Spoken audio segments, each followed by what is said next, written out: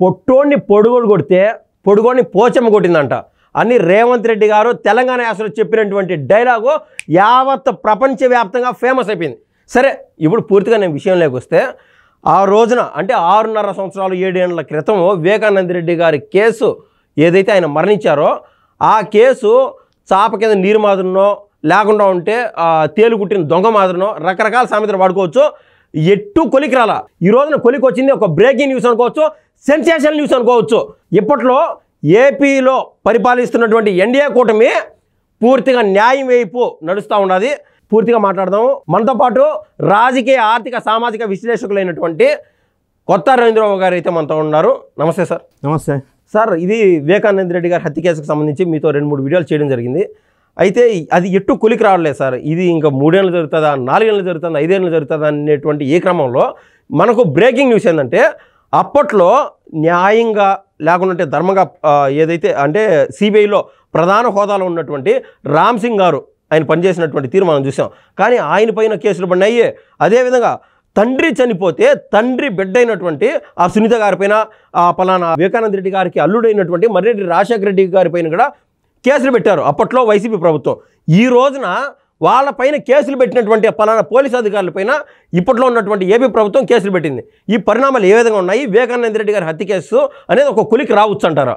ఆంధ్రప్రదేశ్ రాష్ట్రంలో సంచలనమైనటువంటి high profile murder YS వివేక హత్య. ఈ రోజుకు కూడా ఎదురు చూస్తున్నారు. హూ కిల్డ్ బాబాయ్? 2019 మార్చిలో జరిగిన ఈ దుర్ఘటన తెలుగు టీవీ సీరియల్స్ ఆగినట్టు జీడిపాకంలాగా 6 సంవత్సరాల నుంచి సాగుతూనే ఉంది. సున్నితమ్మతో పాటుగా ఆంధ్ర రాష్ట్ర ప్రజలు ఎదురు చూస్తున్నారు, ఇంకా ఎప్పుడు తేలుస్తారు ఈ కేసు అని.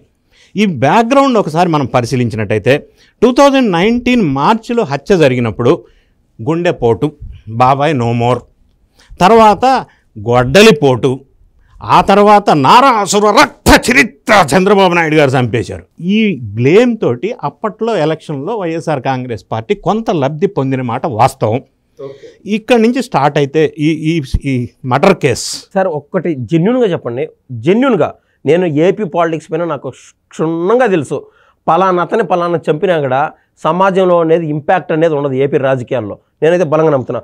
వివేకానంద రెడ్డి గారు చనిపోయినారు, పలాంది టీడీపీ పైన రుద్దినారు అనేది కూడా ఎన్నికల్లో అనేది పలానా ప్రభావం చూపించని నేనైతే అనుకోను సార్. మ్యాక్సిమం 1.5% కూడా ఉండదు ఇంపాక్ట్. అట్లున్నది ఏపీ రాజకీయాలు. ఇంపాక్ట్ ఉండిందంటారా? ఒక్కొక్క సిచ్యువేషన్ బట్టి కొన్ని సందర్భాల్లో ఈ బ్లేమ్స్ పదే పదే చేస్తూ ఉండటం అనేది కొంత ప్రభావం చూపింది అని నేను అనట్లేదు. స్వయాన ముఖ్యమంత్రి గారు ఈ మధ్యకాలంలో ప్రెస్లో చెప్పాడు. సో ఆయన చెప్పాడు అంటే ఆయనకి ఇంటెలిజెన్స్ రిపోర్ట్ ఉంది. ఓకే, అంటే మనం మాట్లాడే గ్రౌండ్ రిపోర్ట్లో లేదు, నేను జస్ట్ లైక్ దట్ అన్నట్లా. ఆయన స్వయంగా he himself admitted the fact. ఈ ప్రభావం కొంత చూపించిందని చెప్తున్నారు. ఒక చిన్న ఎగ్జాంపుల్ సార్, ఒకటి బాధ ఉన్నాయి కొన్ని విషయాలు. ఏంటంటే సాక్షి వార్తలే 4వ తారీఖున పలానా బాలికని నకిలీ మద్యం తాగేసి బాలికని అఘాయిత్యం చేసేసారని రాసేశారు. 5వ తారీఖున, అంటే ఈ నెలలో 5వ తారీఖున కాదు, బాలిక కాదు, మహిళని ఏది ఆవిడ తాగి ఫిట్స్ వచ్చి చచ్చిపోయింది రాశారు. క్షమాపణ అనేది పదం ఏడవ చూడాల. ఈ విధంగా అంటే సమాజంలో కనీసం 0.5% ఇంపాక్ట్ లేదు సార్. అది అంటే ఇది రెండో అంశం, పత్రికా స్వేచ్ఛని దుర్వినియోగం చేసుకోవడం. ఇప్పుడు నేను మీరు చెప్పిన మాటే ఈ కేసుకు లింకప్ చేస్తా. ఇప్పుడు గతంలో గుండెపోటుతో మరణించారు అని సాక్షి మీడియా, వైఎస్ఆర్ కాంగ్రెస్ పార్టీకి సంబంధించిన మీడియా సంస్థలు పబ్లిసిటీ చేసినాయి. తర్వాత చంద్రబాబు నాయుడు గారు చంపించారు అని అదే మీడియా పబ్లిసిటీ చేశారు. అయితే ఈ దర్యాప్తు చేస్తున్న సందర్భంలో ఈ మీడియా వాళ్ళని, మీడియా యాజమాన్యాన్ని పిలిచి విచారణ చేయాలి కదా. వాళ్ళకి ఏం సాక్ష్యాధారాలు ఉండి చంద్రబాబు నాయుడు గారు చంపించారని రాశారో ఆ సాక్ష్యాధారాలు తీసుకొని రావాలి కదా విచారణకి. మరి మీడియా సంస్థల యజమానులు ఎందుకు విచారణ చేయలేదు ఈ దర్యాప్తు సంస్థలు? ఎగ్జాక్ట్లీ క్వశ్చన్ మిమ్మల్ని తప్ప ఇంకెవరు అడగలేను సార్. దానికి సమాధానం ఎందుకు చేయలేదు? ఇది ఒక్కటే కాదు, ఇటువంటి అనుమానాస్పదంగా ఉన్న అంశాల జోలి దర్యాప్తు సంస్థ వెళ్ళలేదు. ఎందుకు వెళ్ళలేదు? వెనక ఎవరున్నారు? ఏ శక్తులు ఉన్నారు? ఏ వ్యక్తులు ఉన్నారు? ఎవరు చెప్పినట్టు దర్యాప్తు సంస్థలు ఆడిని ఆ రోజున? ఇప్పుడు మీరు ప్రస్తావించారు ఈ కేసు ఇలా ఉంటే, సునీతమ్మ పోరాటం చేస్తూ ఉంటే సునీతమ్మ మీద, వాళ్ళ భర్త మీద, రామ్ సింగ్ మీద ఉల్టా కేసు పెడితే అది తప్పుడు కేసుగా క్లోజ్ చేశారు. ఇంతటితో అయిపోలే. తప్పుడు కేసుగా క్లోజ్ చేస్తే ఇప్పుడు దర్యాప్తు సంస్థలు ఆ కేసు పెట్టించినోడు ఎవడు, దానికి వెనక ఉన్న ఇంటెన్షన్ ఏంటి, ఎందుకు పెట్టించారు, మోటో ఏంటి, ఆ పెట్టించినోడికి కేసుకి సంబంధం ఏంటి, దాని మీద విచారణ చేయాలి కదా, ఓకే చేయలా. ఇప్పుడు సునీతమ్మ గారు పిటిషన్ వేసిన దాంట్లో 10 పాయింట్లో ఇది ఒక పాయింట్. ఓకే అయితే ఇప్పుడు ఏమంటున్నారంటే ఈ దొంగ కేసు పెట్టిన సారథ్యంలో అప్పుడున్న పోలీస్ ఆఫీసర్స్ రాజశేఖర్ రెడ్డి, రాజేశ్వర్ రెడ్డి అని ఇద్దరు ఇప్పుడు రిటైర్ అయ్యారు. వాళ్ళ మీద ఇప్పుడు కేసు పెట్టారు. రిటైర్ అయినా కూడా ఇప్పుడు దర్యాప్తు కొంత ఒక స్టెప్ కొద్దిగా ముందుకెళ్ళిందని అనవచ్చు. దీనికి యాడింగ్ టు దిస్ ఇంకొక సందర్భం మనం చూస్తే, ఈ కేసులో అక్యూజ్డ్ 8 అవినాష్ రెడ్డి, అక్యూజ్డ్ 2 సునీల్ యాదవ్.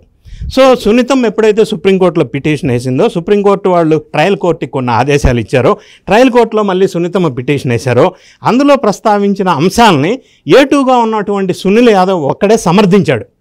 సునీతమ్మ అడిగే దాంట్లో న్యాయం ఉంది, ఈ కేసు బాబాయ్ హత్య కేసులో పెద్ద మనుషులు ఉన్నారు, ఈ మాట ఇట్లా అంటున్నానని నాకు సావు భయం ఉంది, నన్ను చంపేస్తారు, ప్రాణహాని ఉంది అని సునీల్ యాదవ్ చెప్పాడు. అంటే ఆయన ప్రధానంగా ఈ కేసులో అవినాష్ రెడ్డి, జగన్ రెడ్డి, భారతిరెడ్డి మీద తీవ్రమైన ఘాటైన వ్యాఖ్యలు ఆయన చేశాడు, పిటిషన్ ఇన్ రైటింగ్. ఇది ఒక పార్ట్. అయితే ఈ మధ్యకాలంలో బీజేపీ ప్రస్తుత జమ్ములమడుగు ఎమ్మెల్యే ఆదినారాయణ రెడ్డి గారు ఈ కామెంట్స్కి కొంతంత బలం ఇచ్చే విధంగా మాట్లాడాడు. ఓకే ఆయన ఏమన్నారు, లిక్కర్ స్కామ్లో తీసుకున్నటువంటి లూటీ చేసిన సొమ్ముతో 400 కోట్లు బంగారం కొన్నది భారతమ్మ అన్నాడు. ఓకే అంటే సార్ వివేకానంద రెడ్డి గారి హత్య కేసుకి దీనికి ఎట్ట లింకప్ ఉంది? ఓకే ఆయన ప్రస్తావించిన ఒక పాయింట్ అది. రెండో పాయింట్, ఈ బాబాయ్ హత్య కేసులో అవినాష్ రెడ్డి, జగన్ రెడ్డి, భారతిరెడ్డి ఉన్నారు, వాళ్ళ మీద ఎందుకు విచారణ చెయ్యలేదు? ఎర్లీ మార్నింగ్ 5 o'clockకి భారతిరెడ్డి గారికి ఫోన్ చేసి చెప్పింది ఎవరు? ఆ చెప్పిన వ్యక్తిని విచారణ ఎందుకు చేయలేదు? ఫోన్ రిసీవ్ చేసుకున్న భారతిరెడ్డిని ఎందుకు విచారణ చేయలేదు? ఆ సందర్భంలో అక్కడ మీటింగ్లో మాట్లాడుతున్నటువంటి రిటైర్డ్ IAS అజయ్ కల్లామని 161 స్టేట్మెంట్ కింద తీసుకున్నారు. ఇదంతా సునీత రెడ్డి గారు పెట్టినటువంటి పిటిషన్లో 10 పాయింట్స్. సో ఆ అజయ్ కల్లామని విచారణ చేశారు, 161 స్టేట్మెంట్ తీసుకున్నారు. మరి what about Jagan Reddy and Bharathi Reddy phone చేసినోడు ఎందుకు విచారణ చేయలా? చేయాలి కదా అనేది బీజేపీ ఎమ్మెల్యే ఆదినారాయణ రెడ్డి వ్యాఖ్యలు. ఇంకా రకరకాల అంశాల్లో ఇది ప్రధానంగా ఈ కేసుకు సంబంధించిన వ్యాఖ్యలు. ఇప్పుడు మనం నిష్పక్షపాతంగా విచారణ చేస్తే, ఇప్పటివరకు వైఎస్ఆర్ కాంగ్రెస్ పార్టీ బీజేపీ మీద, అధిష్టానం మీద ఘాటైన విమర్శలు ఎప్పుడూ చేయాల.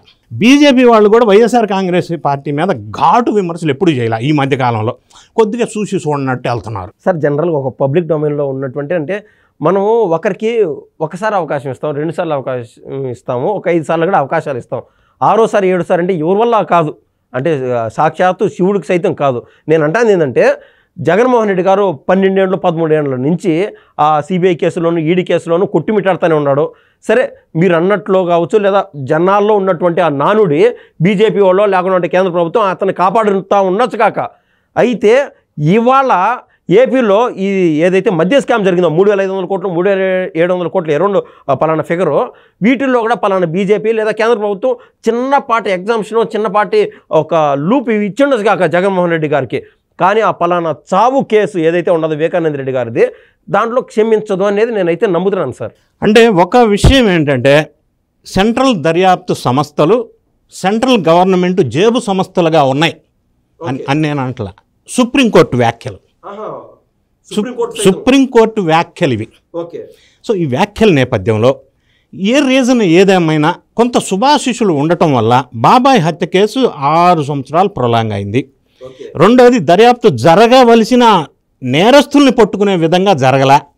జగన్ రెడ్డి గారు సిబిఐ ఎంక్వైరీ కావాలన్నాడు. అప్పట్లో అధికారంలోకి వచ్చిన తర్వాత సిబిఐ ఎంక్వైరీ చేయడానికి వీల్లేదు, సిబిఐ ఆంధ్రప్రదేశ్ రావడానికి వీల్లేదు. అవినాష్ రెడ్డిని సిబిఐ ఎంక్వైరీ చేయడానికి వస్తారు. నాకు ఇది ఒక్కటి సార్, అంటే మీరు అవకాశం ఇచ్చారు కాబట్టి నాకు 100 డౌట్లు ఉంటాయి సార్. యాక్చువల్లీ ఆ రోజున అవినాష్ రెడ్డి గారు ఎవరైతే ఉన్నారో పలానా కర్నూలు హాస్పిటల్ తీసుకెళ్ళి ఏది వాళ్ళ తల్లిని ఆడబెట్టి, అది నిజంగానే పలానా గుండెపోటు వచ్చిందా, హార్ట్ ఆపరేషనా, లివర్ ఆపరేషన్ మనకు తెలియదు. కానీ సిబిఐ వాళ్ళు అధికారులు కావచ్చు, పోలీసులు కావచ్చు, ఆయన అరెస్ట్ చేసి తీసుకెళ్లాలా, లేకుంటే కస్టడీకి తీసుకెళ్ళి విచారణ చేయాలనేటువంటి ఆ క్రమంలో ఆ రోజు ప్రైవేట్ సైన్యంగా వ్యవహరించినటువంటి ఏపీ పోలీసులు అడ్డంగా నిలబడినారు సార్. దాన్ని ఏ విధంగా చూడాలి సార్ ఇటువంటి పరిణామం? ఇప్పుడు ఆ పాయింట్కే వస్తున్నా. మీరు అన్న పాయింట్ నేను కాంట్రడిక్టరీ మాట్లాడుతున్నా. సిబిఐని వెనక్కి తరిమేశారే, దాని మీద విచారణ చేయాలా లేదా?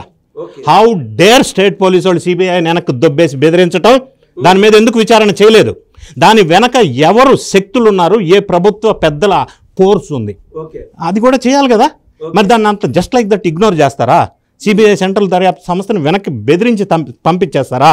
అవినాష్ రెడ్డిని విచారణ హాజరు కాకుండా చేస్తారా? అంటే దీని వెనక పెద్ద వ్యక్తులు, శక్తులు, ఈ నేరస్తులు ఇందులో ఉండొచ్చు కదా.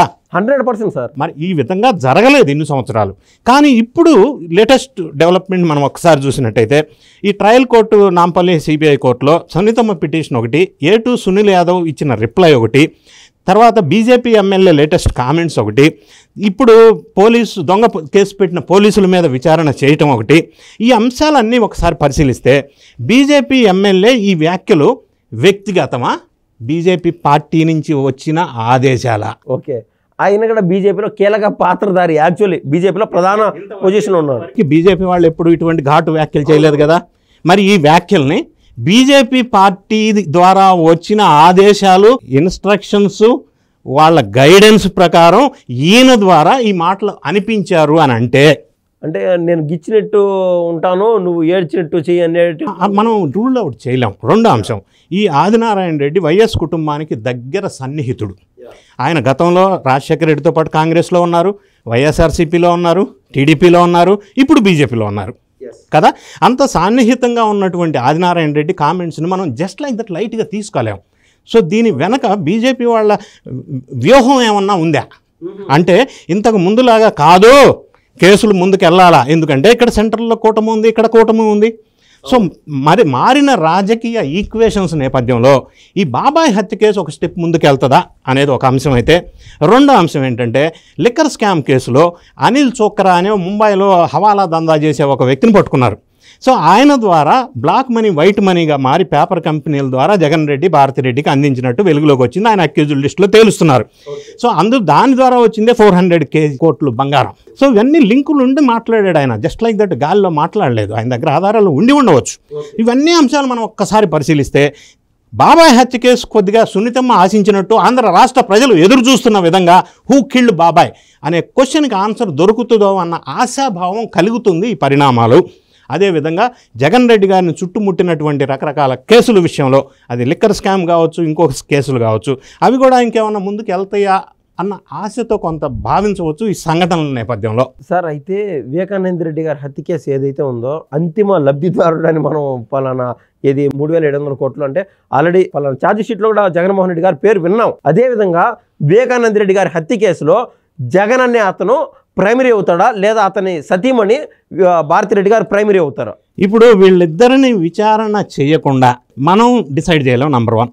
నంబర్ 2, లిక్కర్ స్కామ్ విషయంలో మీరు ప్రస్తావించారు. వీళ్ళు దర్యాప్తు సంస్థలు ఛార్జ్ షీట్ ఏదైతే ఉందో అందులో పేజీ నంబర్ 161లో స్పష్టంగా అంతిమ లబ్ధిదారుడు జగన్మోహన్ రెడ్డి అని రాశారు, పేజీ నంబర్ 161. సో ఆ విధంగా మరి ఆయన దర్యాప్తు చేసినప్పుడు ఆయన రోల్ ఏంటనేది ఎస్టాబ్లిష్ చేయాల్సిన అవసరం ఉంది, ఆ కేసు కానీ ఈ కేసు కానీ. సార్ ప్లీజ్ కన్క్లూడ్ మీ విషయం ఏంటంటే, దోషి లేకుంటే నిందితుడు ఇలాంటి మీరు టెక్నికల్గా కొన్ని పదాలు చెప్తూ ఉంటారనమాట. మిథున్ రెడ్డి గారు ఎవరైతే ఉన్నారో అతను నిందితుడు అనే పదమే వాడుకుంటే ఆయన ఎందుకు అన్ని రోజులు జైల్లో ఉంటాడని నేను నమ్మను సార్. నిందితుడు అనే పదాన్ని పెట్టుకొని అన్ని రోజులు జైల్లో గడపాల్సినటువంటి అంత అవసరమే ఉండదు. దోషి అని తెలిస్తే అన్ని రోజులు జైల్లో ఉండొచ్చు కదా అనేది నా క్వశ్చన్. అంటే నేరస్తుడు, నిందితుడు, అక్యూజ్డ్, కన్విక్టెడ్. సో ఇది ఇప్పుడు వీళ్ళంతా కూడా అక్యూజ్డ్, నిందితులు. సో ఒకటి నిందితులుగా అంటే తప్పు చేసి ఉండొచ్చు, నింద అట్లాంటి వాళ్ళని జైల్లో ఎందుకు పెడతారు? ఆరోపణలు ఎదుర్కొంటున్నటువంటి వ్యక్తి. అట్లాంటి వాళ్ళని మిథున్ రెడ్డి గారు కాదు ఎవరైనా కావచ్చు కాక అట్లాంటి వాళ్ళని జైల్లో ఎందుకు పెడతారు అంటున్నా. నిందితుడు అనే విచారణ పూర్తయ్యి కంక్లూజ్ అయ్యి దర్యాప్తు ఇతను నిందితుడు పాత్ర ఉంది అని ఎస్టాబ్లిష్ అయిన తర్వాత కోర్టు వారు పరిశీలించి ఇతను నేరస్తుడు అని కన్ఫర్మ్ చేసిన తర్వాత మిథున్ రెడ్డి నేరస్తుడా కాదు, నిందితుడు. ఎందుకున్నాడు? నిందితుడు కాబట్టి ఏమంటే ఎందుకున్నాడంటే దీనికి కొద్దిగా క్లారిటీ ఇస్తా. సో ఒక కేసు ఎఫ్ఐఆర్ పెట్టినప్పుడు ప్రైమా ఫేసి ప్రాథమికంగా కొంత ఎవిడెన్స్ ఉంది, ఈ కేసుకి సపోర్టింగ్గా documentary technical supporting document evidence ఉంది అని కోర్టు వారు భావిస్తే అక్యూజ్డ్గా ఆయన మరి అంటే జ్యుడిషియల్ రిమాండ్లో ఉంచుతారు. అదే ఇది. సార్ అద్భుతంగా విశ్లేషించారు. Purely satisfaction video. ధన్యవాదాలు సార్. Thank you.